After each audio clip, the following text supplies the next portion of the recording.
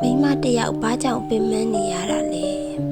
တချို့နေ့ရက်တွေမှာမိန်းမတစ်ယောက်ကဘာမှမလုပ်ပဲအရင်ပင်ပန်းနေတတ်တယ်အလုပ်ကြောင့်လည်းမဟုတ်ဘူးလူကြောင့်လည်းမဟုတ်ဘူး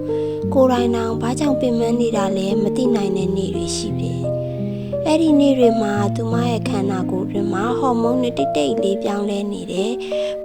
ပရိုဂက်စတေရွန်လို့ခေါ်တဲ့ကိုယ်ဝင်တအိမ်နဲ့စိတ်ဖိစီးမှုကိုအများကြီးထိန်းညှိပေးတဲ့ဟော်မုန်းတွေတက်လာမယ်အက်စထရိုဂျင်လို့ခေါ်တဲ့စိတ်လှုပ်ရှားမှုတွေအာရုံစူးစိုက်မှုတွေထိန်းညှိပေးတဲ့ဟော်မုန်းတွေနည်းလာမယ်စေရိုတိုနင်လို့ခေါ်တဲ့ပျော်ရွှင်မှုစိတ်အေးချမ်းမှုကိုယ်ခံစွမ်းအားတွေကိုထွက်ရှိတဲ့ဟော်မုန်းတွေလျော့လာမယ်ဒီဟော်မုန်းတွေပြောင်းလဲသွားရင်မပျော်မရွှင်ဖြစ်ပြီးစိတ်ခံစားချက်တွေမထိန်းနိုင်တော့ဘူး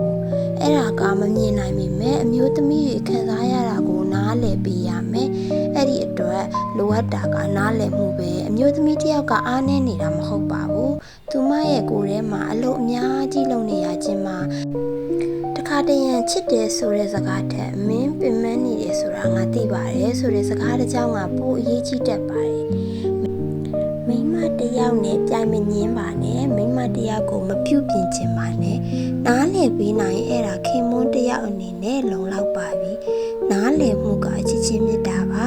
အမျိုးသမီးတွေကိုပြောချင်တာအဲ့လိုနေ့ရက်တွေမှာကိုယ့်ကိုယ်ကိုအများကြီးချစ်ပေးပါဂရုစိုက်ပေးပါပင်မနေအများကြီးအိတ်လိုက်ပါနော် love yourself ပါအမျိုးသမီးတို့ရေကျမအရှင်တို့နဲ့အတူတူရှိနေတယ်နော်